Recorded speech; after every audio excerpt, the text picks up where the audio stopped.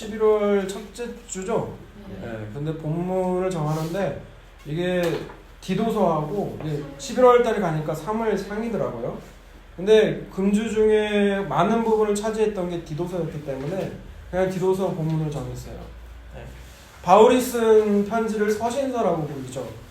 내용에 따라 분류하자면 두 가지예요.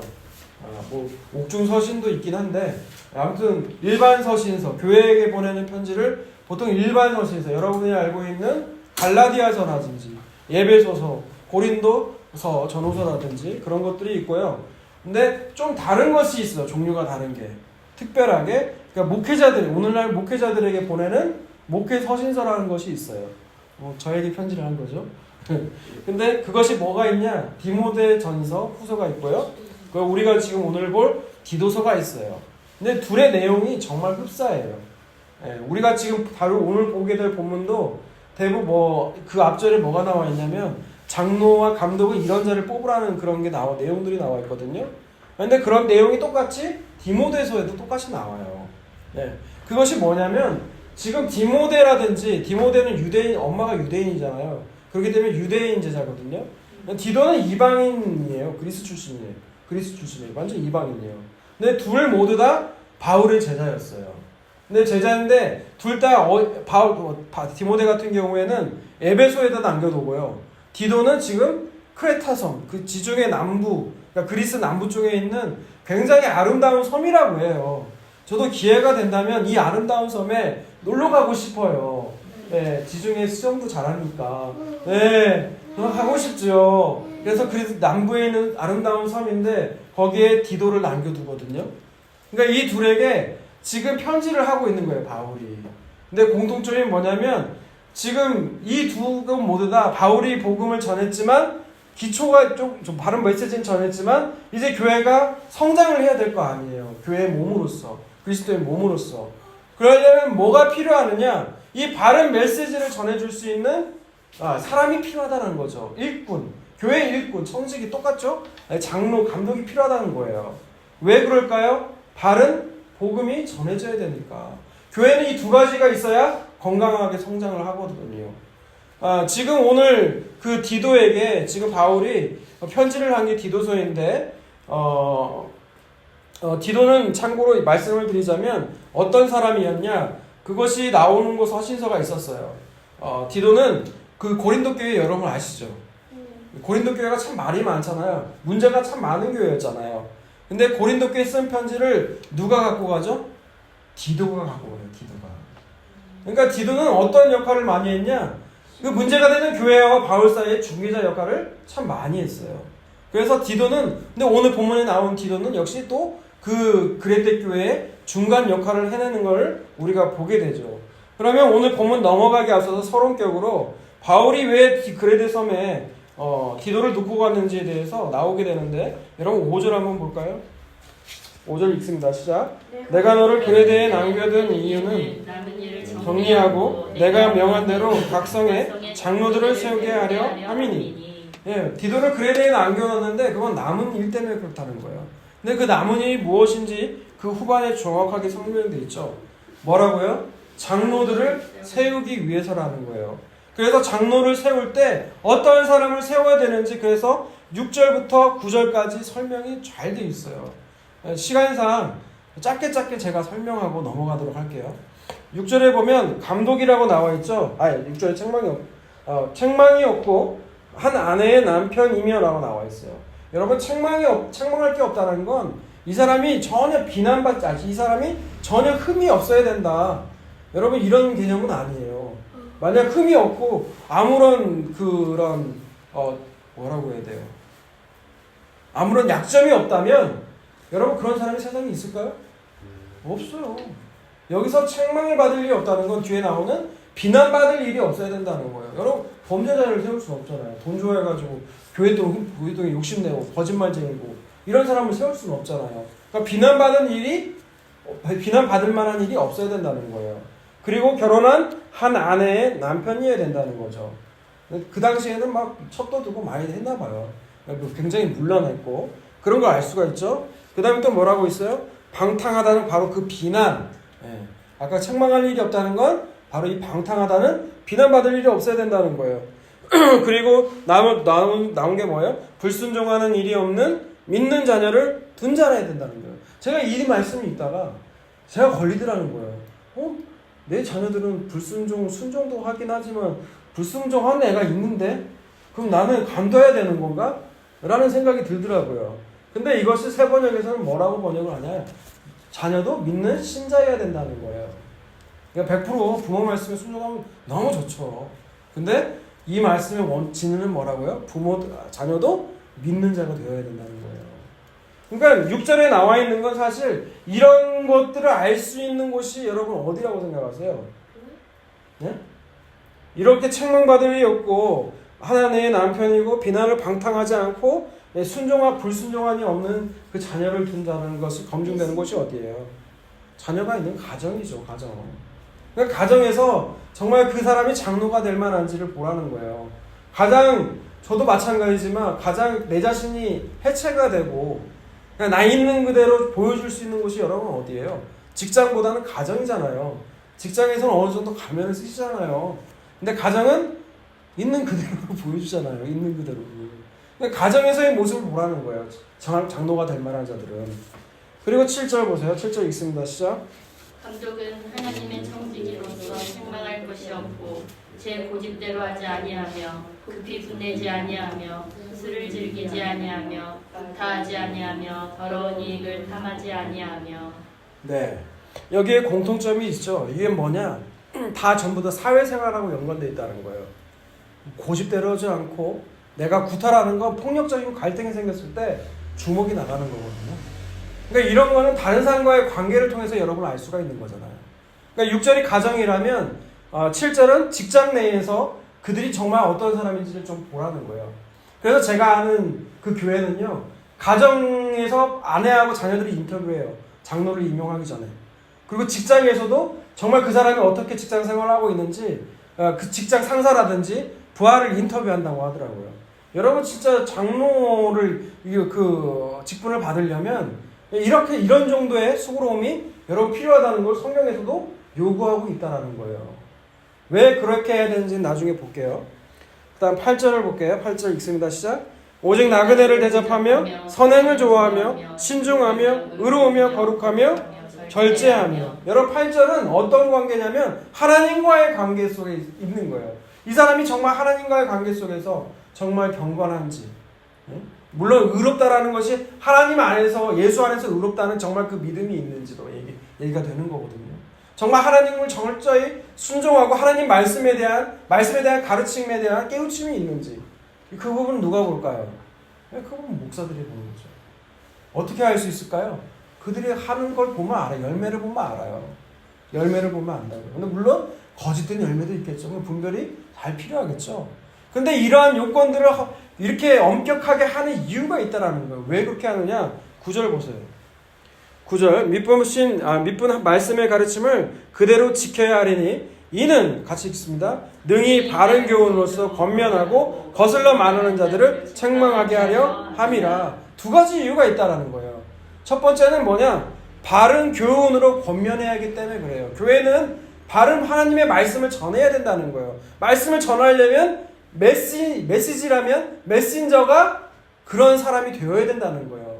장로를 임용을 받을 만한, 직분을 받을 만한 그러한 조건이 있는지, 가정과 직장과 또 교회에서 그런 면면들을 살살치 살펴야 된다는 거예요. 왜? 교회는 바른 메시지가 전해져야 되는 거니까. 그리고 두 번째 이유는 뭐예요? 이들을 방해해서 거슬러 말하는 자. 여러분, 거슬러 말하는 자가 꼭 믿지 않는 외부 비신자들을 많이 놓고 하는 게 아니에요. 여러분, 교회 내에서도 얼마든지 이단과 거짓 선생들이 들어오는 경우를 많이 보잖아요. 이들을 향해서 책망을 해야 되는 것이 어디예요? 교회여야 되잖아요. 교회.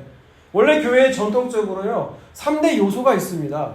첫 번째가 뭐냐면 올바른 하나님의 말씀을 선포하는 거고요. 두 번째는 올바른 성례. 우리가 성례라고 하면 뭐가 있어요? 침례와 성찬식이 있죠. 그것이 시행돼야 되고, 정말 오늘날 현대교회에 있어서 가장 중요한 게 뭐냐면 세 번째가 칠이에요. 번징이라고도 하고. 잘못된 거 있으면 이 잘못을 어떻게 해야 돼요? 반드시 징계를 해야 된다는 거예요. 근데 오늘날 교회는 그 징계를 하지 못하고 있어요. 그러니까 이 징계가 건증이 회복해야 된다는 거예요. 그런데 이 거슬러 말하는 자들이 이제 구체적으로 무엇인지를 이제 10절에서 쭉 얘기하고 있는 것이 오늘 본문 내용이거든요. 그래서 오늘 교회에서 지금 제목을 제가 고민을 하다가 고민 끝에 뭐라고 내렸냐면 왜 대체 교회에 직분이 필요한가?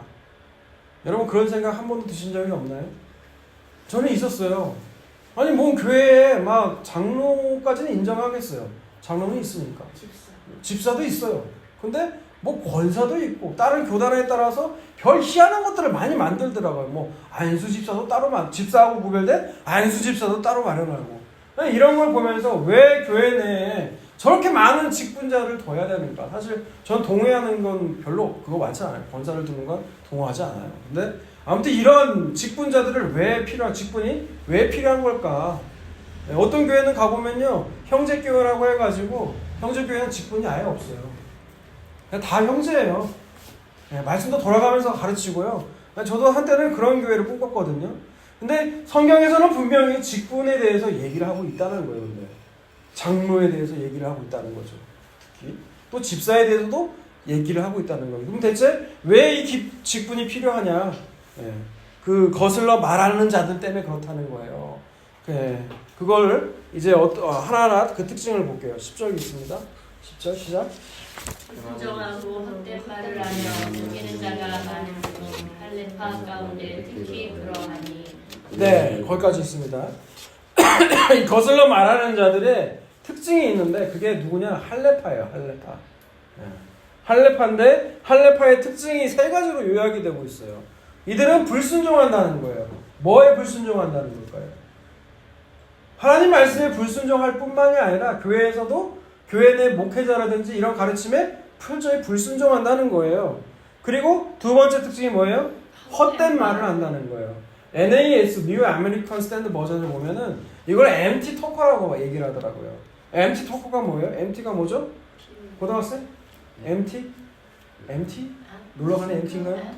비어있는, 속이 텅 비어있는 그런 말을 하는 사람을 empty talker라고 그래요. 그러니까 말은 그럴싸해. 막 화려한 언변이 있지만 말을 다 듣고 나면 이 사람이 뭔 말을 하려고 하는지 그 알맹이가 없는. 거슬러 말하는 자들은 그런 말을 한다는 거예요. 그 안에 열매가 없다라는 거예요. 예수님도 그러셨죠. 그 사람을 볼 때, 나무를 볼 때 뭐를 보아 알지어다? 열매를 보아 알지어다. 이들에게는 성령의 9가지 열매의 특성이 하나도 없는 거예요. 근데 말이 굉장히 잘하기 때문에 사람들이 혹 간다는 거죠. 그게 할례파였다는 거예요. 그 할례파의 특징 세 번째가 뭡니까? 속이는 자라는 거예요. 속이는 자. 여러분 마귀도 속이죠. 속이는 자죠. 그 안에 진실이 없으니까 자꾸 거짓을 자기 것인 양 만들어내는 게 마귀라고 했잖아요. 그래서 여러분 거짓말 절대 하지 말라고 했죠. 왜? 그렇게 거짓말을 할 때마다 여러분 마귀 쪽으로 가는 거예요. 마귀 쪽으로. 그렇게 거짓의 영역으로 자꾸 슬며시 먹다 보면 여러분 그렇게 되면 완전히 마귀 쪽으로 가서요. 물론 구원은 하나님이 전적인 은혜의 역사지만 돌아오기가 힘들어요. 그래서 거짓말, 조그만 것이라도 거짓말하지 말라는 거예요. 우리가 그 지난주에 예레미야 통해서도 이런 속이는 자를 봤잖아요. 거짓 선지자들이 뭐예요? 자기가 꿈을 가지고 이것이 하나님의 말씀이다. 계시다에서 그 더러운 이득을 취하는 게 이 거짓 선생이었잖아요. 그죠? 이들이 바로 이 할례파들이 이 모든 특징들을 다 가지고 있었다는 거예요. 여러분 할례라는 것은 여러분 사실 뭡니까? 좋은 거예요, 나쁜 거예요? 할례는 좋은 거예요. 할례는 맨 처음에 나온 것이 어디였다고 했죠? 그렇게 많이 했는데 아브라함이 이스마엘을 낳고 하나님이 침묵하시다가 99세 때 나타나서 하신 말씀이 뭐예요? 넌 내 앞에서 완전해라 하고 하나님이 명령하신 게 할례를 행하라는 거잖아요. 할례라는 게 뭡니까? 뜻이 뭐죠? 거기 할례라는 뜻에서 베리트, 언약이 나왔다고 했잖아요. 끊어내다, 벗겨내다 이런 뜻이라고 했잖아요. 그러니까 기존에 아브라함이 하나님이 너 자녀 줄게 라고 했을 때 아브라함은 어떻게 알아들었냐? 내가 내 힘과 능력으로 그 자녀를 쟁취해야 되는 줄만 알았어요. 사라도 마찬가지고요. 그런데 하나님은 그게 아니다라는 거죠. 하나님 성경에 나오는 철저한 하나님 말씀은요, 하나님이 이루시겠다고 하는 거예요. 하나님의 약속들은 하나님이 반드시 이루시겠다고 하는 거예요. 네. 내 가족이, 온 가족이 너 예수 그리스도로 말미암아 내 가족이 다 구원을 얻으리라고 말씀하셨으면 그걸 누가 이루시겠다고 하는 거예요? 하나님이 하시겠다는 거예요, 여러분. 네. 그래서 그 유명한 책, 저는 나중에 알았어요. 박영선 목사님. 그 책 너무 좋더라고요. 설교도 너무 좋더라고요. 하나님의 열심, 구원 그 이유 여러분 보세요. 꼭 보세요. 그 잘못된 우리가 가지고 있는 신앙에 대해서 그 책들이 많은 걸 지적해주고 있더라고요. 뭔 책이라고요? 하나님의 열심, 구원 그 이후 꼭 그 두 권 꼭 보세요. 제가 다른 책 설교 때 많이 추천 안 드리잖아요. 근데 그 책 너무 좋아요. 그래서 이런 할레파의 생각은, 주된 생각은 뭐예요? 내가 이루겠다는 거예요. 내가 하겠다는 거예요. 근데 그걸 끊는 게 할례라고요. 근데 이들은 어떻게 외형적인 그 할례만을 고집하는 거예요.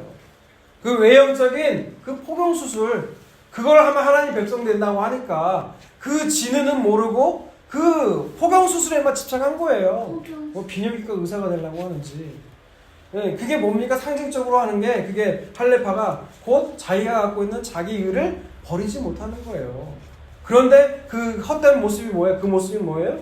남을 속이고 헛된 말을 하고 불순종하고 지도에 대해서 이런 자들의 특징이었다는 거죠. 그럼 바울은 이들에 대해서 어떻게 대하고 교회는 어떻게 대해야 된다고 얘기하냐면 11절을 보세요. 11절. 그들의 입을 막으라는 거예요. 그들의 입을. 여러분, 그들의 입을 막으라는 것이 뭘까요? 가가지고 이 사람들이 할 때마다 입을 막 틀어막고 막 말 못하게 막 때리고 그러라는 걸까요? 아니에요. 입을 막으라는 거는 아까 지금 그 장로들을 왜 뽑아요? 왜 뽑아요? 바른 교훈을 가르치기 위해서 성도들에게 바른 교훈을 가르침으로써 이들이 어떻게 이 할레파의 헛된 속임수에 넘어가지 않도록 씨알도 안 먹히도록 하라는 거예요. 양육하라는 거죠. 왜 그럴까요? 이런 자들은 더러운 이득을 취하려고 마땅하지 않은 걸 가르쳐서 가정들을 온통 무너뜨리기 때문에 그렇다는 거예요. 이때 가정은 여러분 교회도 가정이 될 수 있어요, 말 그대로. 근데 그 당시에 가정은 뭐였어요? 교회였어요. 교회를 무너뜨리기 때문에 여러분 어떻게 하라고요? 이들의 입을 막을 정도로 정말 바른 메시지를, 바른 그 성경 공부를 시키라는 거예요. 하라는 거예요. 그 다음 12절을 봅시다. 12절. 그레데인 중에 어떤 선지자가 말하되 그레데인들은 항상 거짓말쟁이며 악한 짐승이며 배만 위하는 게으름쟁이라 하니. 여러분 갑자기 얘기하다가 12절에 그레데인 사람들에서 평가하는 얘기가 나와요. 그레데인은 어떤 사람이라고요? 거짓말쟁이고 악한 짐승이고 배만 위하는 게으름쟁이라는 거예요. 근데 이 얘기를 누가 했다고 그래요? 어떤 선지자가 했다고 그러죠? 여러분, 선지자라는 건 하나님 말씀을 받아서 전달하는 자인데, 사실 이 말은요, 당시 그레데 섬에 살고 있었던 시인인 에피메네데스라고 하는 시인이 한 말을 인용한 거예요. 이 사람이 뭐라고 얘기했다고? 그레데인들을 항상 거짓말을 하고 악하고 자기 배만 위하는 이기적인 그런 사람이라는 거예요. 근데 이 말을 바울이 왜 썼을까요? 인용해서 썼을까요? 거짓말. 제가 왜 굳이 아까 나오는 오늘 본문 2절인 5절에서 9절까지, 아니 6절인가? 5절에서? 5절에서 9절까지 나오는 장로의 자격에 대해서 이런 사람이 되어야 된다는 걸 왜 굳이 먼저 보고 얘기했을까요? 바로 그레데인들은 그런 인물들이 많다는 거예요. 그러니 너는 그들 중에서 정말 믿는다고 나온 사람들 중에서 이런 자들을 장로로 세우라는 거예요. 그래서 그레데인에 대해서 전반적인 얘기를 바울이 지금 하고 있는 거예요. 이해하시겠죠? 제가 이 부분도 항상 이 부분을 보는 이유가 바로 그런 이유라는 거죠. 그러니까 그럴 정도로 장로들을 세워서 그들을 바른 교육, 바른 교회 내 바른 성경을 입각해서 바른 복음이 전해지도록 하라는 거예요. 그 다음 13절을 봅시다. 13절.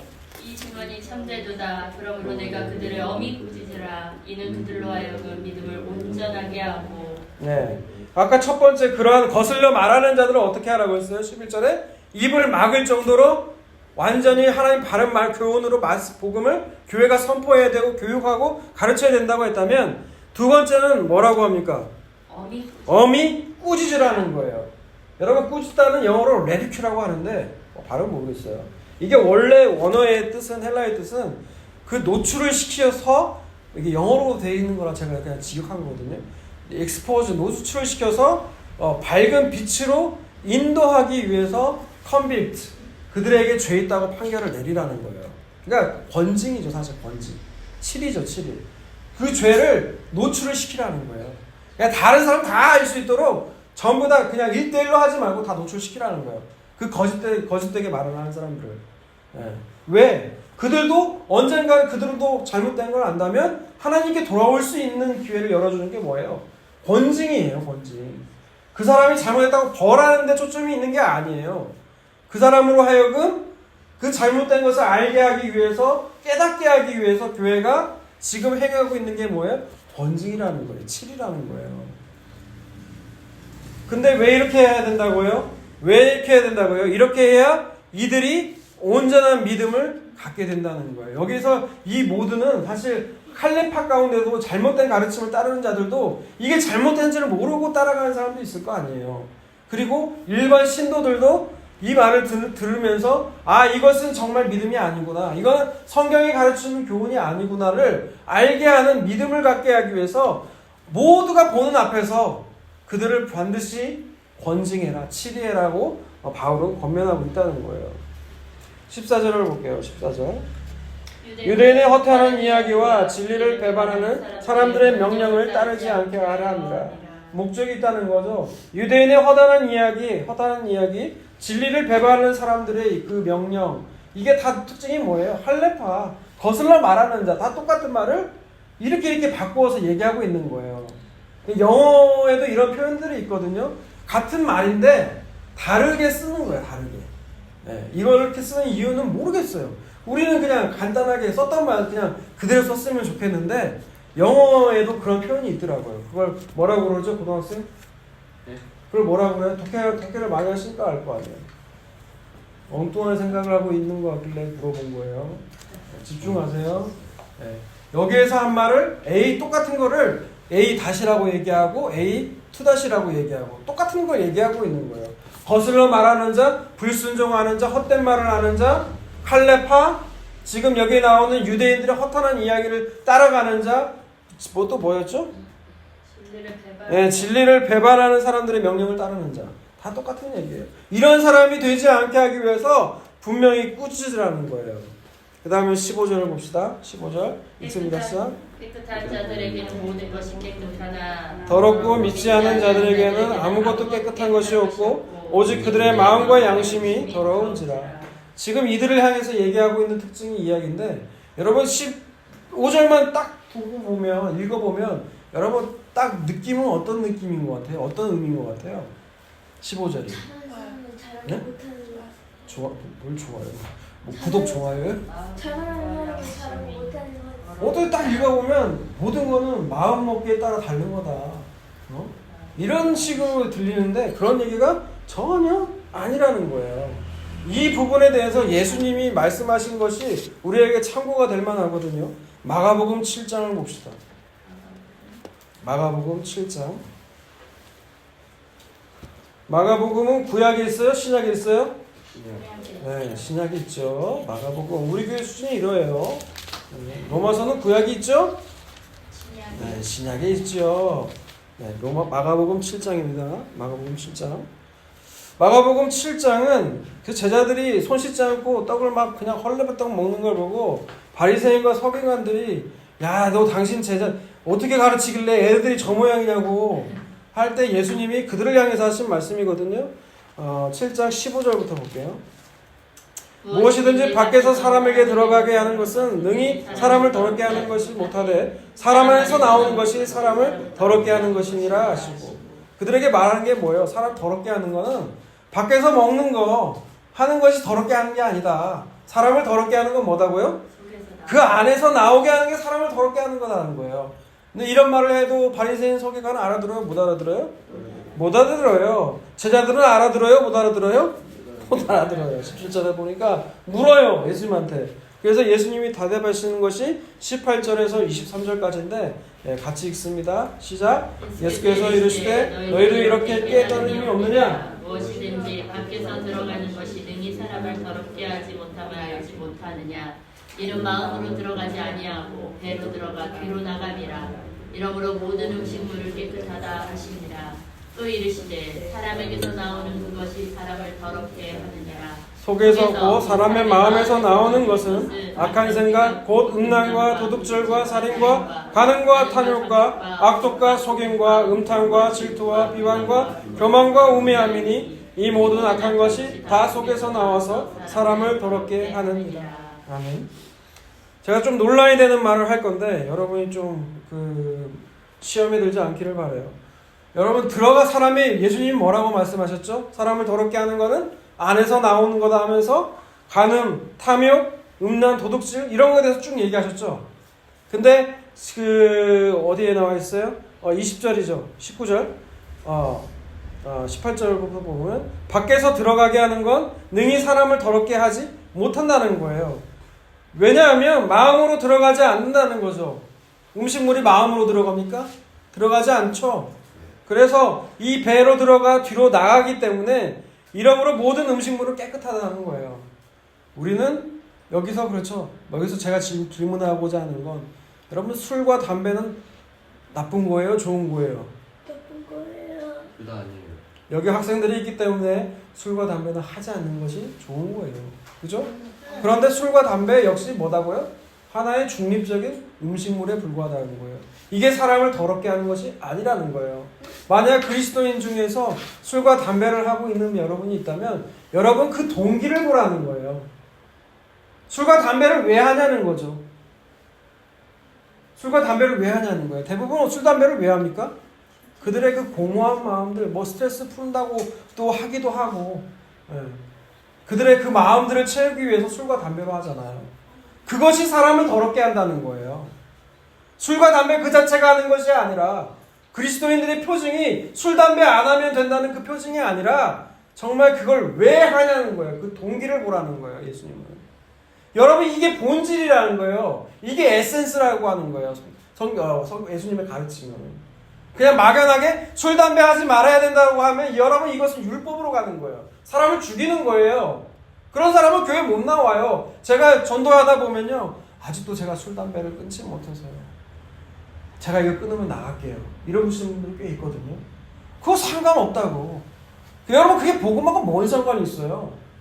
근데 당신이 왜 그걸 하는지가 중요하다고. 왜냐하면 당신 안에 하나님으로 채워야 될 것이 있는데 채워지지가 않으니까, 해결되지 않으니까 자꾸 그걸 의존하고 의탁하는 거, 그게 죄라는 거예요. 예수님이 그것 때문에 오신 거예요, 여러분. 그러니까 술, 담배 하시는 분을 정죄할 것이 아니라 여러분 어떻다고요? 그것을 왜 하는지를 보시라고요. 그리고 그들을 위해 기도해 주라고요. 여러분 술, 담배에 대해서 하시는 분들에서 그런 비난적인 얘기를 참 많이 듣거든요. 여러분한테 물어볼게요. 여러분 우리가 성전인데 그런 거 하냐고 저한테도 그래요. 그런 거 용납이 되냐고. 여러분 그럼 성전이라고 해서 여러분 몸 관리 얼마나 잘해요? 네? 야식 먹잖아요. 치킨 시켜 먹잖아요. 피자 먹잖아요. 여러분이 몸이 성전이라면 어떻게 해야 돼요? 몸 관리 잘 하셔야죠. 병든 일이 없어야죠. 맨날 그 지표가 나오는 것이 다 정상 수치에 들어가야 되죠. 그러지도 않으면서 왜 그 술, 담배 하는 사람들을 향해서 저것도 믿는 거라고 하냐고 왜 정죄하냐고요. 여러분 그럴 자격도 안 돼요. 정죄하는 건 예수 그리스도 하나님, 우리 하나님만 하실 일이에요. 우리는 뭘 해야 돼요? 그거 연약함을 알고 서로 사랑하는 것이 교회가 해야 될 일이고 목회자가 해야 될 일이고 여러분들이 해야 될 일이에요. 아멘. 여러분 안에 사랑이 없으면 여러분 안에 하나님 말씀도 없는 거예요. 여러분 그 점을 아시라는 거예요. 갑자기 오늘 성경 원고에 놓는데 갑자기 이런 걸 했어요. 딸이 조용히 하라고 낮추라고 하는데 저는 개인적으로요. 목소리 이렇게 확 하는 거 저도 설교 듣다 보면 거슬릴 때가 있거든요. 근데요. 진짜 복음의 메시지 선포하는 사람들은요, 그런 게 있어야 돼요. 왜 그러냐면 내가 하고 싶어서 하는 게 아니에요. 그 예레미야서에 보면 내가 하나님 말씀 안 전하려고요. 왜? 주변에서 하도 나한테 막 그냥 네가 진짜냐 뭐 손가락질하니까. 근데 그래서 안 하려고 했어요. 예레미야도 안 하고 싶었어요. 근데 안 하자고 하니까 가짜들이 판을 치고 평안하다 하고 하는 꼴을 보니까 대안이 틀리는 거예요. 저 지금 솔직히 개척교회 하는 거 쉽진 않거든요. 근데 왜 저도 예레미야 같은 마음이 있어요. 가짜 이런 메시지를 보면 배알이 틀려요. 그냥 엎어버리고 싶어요. 그게 대형교회 목사든 뭐 같은 개척교회 목사든 뭐 목사든 들으면은 아니 저런 것을 왜 하나님 말씀이라고 선포하는 거지? 이렇게 골수에 사무치더라는 거예요. 저 그만둘 생각 많이 했거든요. 안 해도 그만두라고 해요. 어디 교사라든지 뭐 어디 교수라든지 제가 얼굴이 여러분 그 음성만 송출이 되니까 얼굴을 못 보시는데 알고 계신 분들은 알 거예요. 굉장히 지적으로 세련되게 생겼어요. 제 얼굴과 이런 걸 보면 여러분 미혹당할까봐 제가 음성으로만 여러분을 대하고 있는 거예요. 제가 제 이름도 안 내잖아요. 그죠? 제 이름을 내면 어떤 순간이 어떻게 돼요? 제 이름이 행여라도 높여질까봐 나는 겸손한 마음으로 하고 있는 거거든요. 사실. 예, 못 받아들이겠대요. 놀고 있는 거니.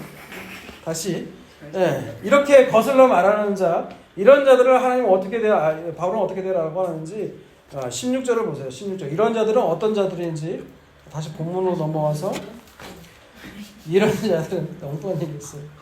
16절. 이런 자들은 그들이 하나님을 시인하나 행위로는 부인하니 가증한 자요 복종하지 아니한 자요 모든 선한 일을 벌리는 자니라. 이런 사람들은 어떻다고요? 입으로는 하나님 시인한다는 거예요.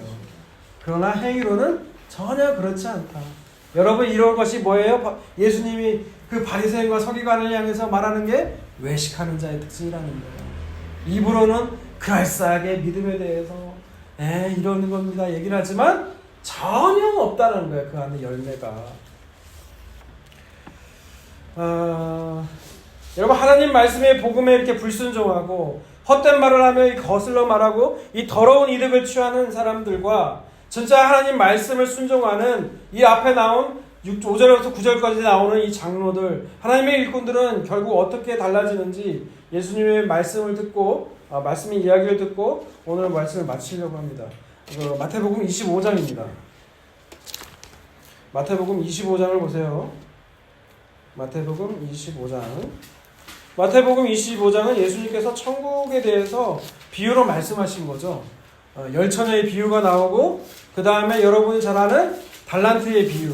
5달란트, 2달란트 줬더니 남겨먹고 1달란트 남은 자는 그대로 있다가 줬더니 하나님한테 깨지더라. 그래서 어떻게 하자? 주식과 펀드에 투자해서 많은 이득을 거둬야 된다는 건 여러분 잘못된 적용이죠.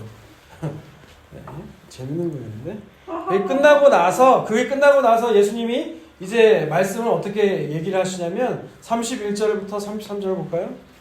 인자가 자기 영광으로 모든 천사와 함께 올 때에 자기 영광의 보좌에 앉으리니 모든 민족을 그 앞에 모으고 각각 구분하기를 목자가 양과 염소를 구분하는 것 같이 하여 양은 그 오른편에 염소는 왼편에 두리라. 네, 거기서 여기까지 읽어볼게요. 31절부터 34절까지는 어떤 얘기가 나옵니까? 인자가 이제 자기 영광으로 다시 올 때에 영광의 보좌에 앉을 것인데 그때 되면 이제 두 부류로 모든 인간을 두 부류로 나눈다는 거예요. 그게 뭐예요? 양과 염소라는 거예요. 그래서 양과 염소에 대해서 나오는데 양과 염소라고 하면 오늘 본문에 말하는 양이라고 하나님 말씀에 순종하는 신자들과 그리고 또 염소라는 건 뭐예요? 교회 내에 있지만 하나님 말씀에 철저히 불순종하고 헛된 말을 하고 거슬러 말하는 자들 그 말들의 그 결론을 얘기해 주는 거예요. 지금 아시겠죠? 그래서 이들에 대해서 먼저 양을 봅시다. 34절에서 36절 읽습니다.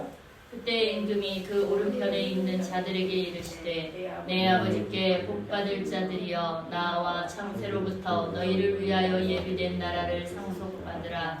내가 줄일 때에 너희가 먹을 것을 주었고 목마를 때에 마시게 하였고 나그네 되었을 때에 영접하였고 헐벗었을 때에 옷을 입혔고 병들었을 때에 돌보았고 옥에 갇혔을 때에 와서 보았느니라. 이렇게 했다는 거야. 내가 줄일 때 먹을 거 줬고 목마를 때 마시게 했고 내가 나그네 됐을 때 영접했고 이랬다는 거예요. 그런데 여기에 대해서 양들은 뭐라고 하는지 37절에서 39절 봅니다. 시작. 의인들이 대답하여 이르되 주여 우리가 어느 때에 주께서 주이신 것을 보고 음식을 대접하였고 목마르신 걸 보고 마시게 하였나이까. 어느 때에 나그네 되신 것을 보고 영접하였으며 헐벗으신 걸 보고 옷 입혔나이까. 어느 때에 병드신 것이나 옥에 갇히신 것을 보고 가서 배웠나이까 하리니. 이들은 전혀 자기가 한 것을 몰라요. 기억이 안 나는 거예요. 왜 그럴까요? 왜 그럴까요? 말 그대로 자기가 한 게 아니기 때문에 그래요. 그건 뭔 소리예요? 유체이탈이에요? 그게 아니에요. 내 안에 계신 나는 정말 신자라는 건 뭐냐면요, 나라는 존재에 대해서 아는 거거든요. 예를 들어서 나는 절대 다른 사람에게 내 것을 나눠주지 않는 사람이었어요. 굉장히 인색한 사람이었다고요. 그런데 어느 날 예수 그리스도의 사랑을 알게 되고 그걸 믿게 되니까 더 이상 돈에 대해서 인색하지 않는 사람이 되는 거예요. 내 거 나눠주는 거에 대해서 인색하지 않는 거예요. 여러분, 제가 좀 그런 사람이었어요. 저는 어떤 사람이었냐? 저 시험 기간이 되잖아요. 애들이 시험 준비하잖아요. 그러면 절대 제가 써머리한 거나 선생님이 이거 시험 문제 나온다는 거 애들이 몰라서 놓친 것들 알려달라고 하면 제가 알려줬을까요? 안 알려줬을까요? 예수 믿기 전에 절대 안 알려줬어요. 나만 알고 있었어요. 왜? 다른 사람 경쟁인지 아는데 내가 이걸 왜 알려줘요? 근데 예수를 믿고 나고 나니까 그게 중요하지 않게 됐다는 걸 알게 됐어요. 그래서 저도 모르게 다른 사람이 뭐 물어보기만 하면 다 알려주었던 것 같아요. 물론 이제 기억은 잘 안 나는데 누가 이제 나중에 대해서 그때 고마웠다고 하더라고요. 그러니까 나는 기억이 안 나거든요, 사실. 내가 그렇게 했다는 걸 기억 안 나요. 뭐 자기 자랑하려고 하는 얘기가 아니에요. 양들의 특징은 바로 그렇다는 거예요. 자기가 부인된 자니까 내 안에 자기 자랑이 나올 게 없다는 거예요. 네. 예수님이 그래서 뭐라고 하셨죠? 40절에 언제 했냐고 하니까 임금이 대답하여 이르되 내가 진실로 너희에게 이르노니 너희가 여기 내 형제 중 지극히 작은 자에게 하나인 것이 그건 내게 한 것이니라. 뭐라고요? 예수님을 언제 만나요? 언제 예수님을 배고플 때 먹이고 나그네 됐을 때 대접했다고요? 지극히 작은 자에게 한 것이 곧 내게 한 거라는 거예요. 그러니까 이걸 또 율법으로 알아들으면 어떻게 해요? 교회 내에, 다른 공동체 내에 정말 어렵고 힘든 사람을 돕는 것이 예수님 돕는 거라고 하니까 이거 하면 나 천국 가겠지 하는데, 여러분 그렇게 하면 율법으로 받아들이는 거예요. 그렇게 되면 자기 자랑이 나오는 거예요. 내가 이렇게 했는데 왜 나는 하나님 나라 못 들어가요? 여러분, 양들은 그런 특징이 없다는 거예요. 자기가 해놓고도 자기가 한 것이 아니라고 하는 거예요. 겸손이 아니에요. 진짜 그렇다는 거예요. 표정들을 보니까 이해가 안 되는 것 같은데, 이해가 안 되면 뭐 어쩔 수 없어요. 그런데 염소를 이제 볼게요. 염소. 여러분은 염소일 거예요, 아닐까요? 보면서 보세요. 41절에서 43절 읽습니다. 시작. 또 왼편에 있는 자들에게 이르시되 저주를 받은 자들아 나를 떠나 마귀와 그 사자들을 위하여 예비된 영원한 불에 들어가라. 네, 계속 내가 줄 때에 너희가 먹을 것을 주지 아니하였고 목마를 때에 마시게 하지 아니하였고 나그네 되었을 때에 영접하지 아니하였고 헐벗을 때에 옷 입히지 아니하였고 병들었을 때와 옥에 갇혔을 때에 돌보지 아니하였느니라. 네, 정반대의 질문을 하죠. 내가 줄일 때 너희가 먹을 것도 안 줬고 목마를 때 마시게 하지도 않았고 나그네 되었을 때 영접하지 않았다는 거예요. 그러니까 이들은 반론을 제기하겠죠. 44절에서 44절 읽고 44절. 그들도 대답하여 이르되 주여 우리가 어느 때에 주께서 주신 것이나 목마른 것이나 나그네 된 것이나 헐벗은 것이나 병든 것이나 옥에 갇힌 것을 보고 공양하지 아니하이다이까. 예, 이거에 대해서 어떻게 대답합니까? 45절. 이에 임금이 대답하여 이르시되 내가 진실로 너에게 이르노니 이 지극히 작은 자에게 하나 하지 아니한 것이 건 내게 하지 아니한 것이니라 하시니. 예, 이들은 가장 지극히 작은 자에게 하는 건 의미가 없어요. 왜? 이거 해봐야 나에게 이득될 것이 없으니까. 철저하게 자기중심적인 사고를 가진 게 누구예요? 염소라는 거예요. 염소. 내가 예수를 믿고 있어요? 그러면 자기중심성이 아주 없진 않지만 이 자기중심성으로부터 죄로부터 멀어져 가는 것이 진짜 예수 믿는 거예요. 그래서 하나님은 나를 끝까지 놓지 못하는 게 뭐냐면 나 자신이거든요. 그래서 우리가 살고 있는 동안 하나님 하시는 일이 뭐냐면 이 자기를 사랑하는 마음, 나를 제일 중요하게 하는 마음들을 하나님께서 고난을 통해서 또 사건들을 통해서 여러분들이 여러분 자신에 대해서 진절머리 나게 만들어요. 여러분과 신앙생활 하면서 나 이 정도밖에 안 되나? 내가 이 정도밖에 인물이라고? 여러분 실망하고 낙심될 때가 있어요, 없어요? 있을 거예요. 여러분 그게 예수 잘 믿는 거예요. 내가 잘못 가고 있는 게 아니라. 왜? 하나님은 그 자기 부인을 통해서 어떻게 하신다고요? 그의 나라로 들어가게 하시는 거예요. 이 땅에 살면서. 그게 양의 길이고 그렇지 않은 사람은 염소의 길이라는 거예요. 그걸 아시라는 거죠. 마지막 우리가 몇 절까지 읽었죠? 45절까지 읽었나요? 네, 46절 읽어봅시다. 시작. 그들은 영벌에 의인들은 영생에 들어가라 하시니라. 아멘. 여러분 오늘 이 시간에 교회의 직분이 왜 필요한지 딱 그 주제는 아니지만 그거에 관련돼서 여러저런 얘기를 했을 거예요. 근데 제가 원하는 건 여러분들이 하나님의 뜻을 알고 그 뜻을 깨달음으로 말미암아 오늘 마지막에 이르는 양의 길로 들어가시는 저와 여러분이 다 되시기를 주님의 이름으로 축원합니다. 아멘.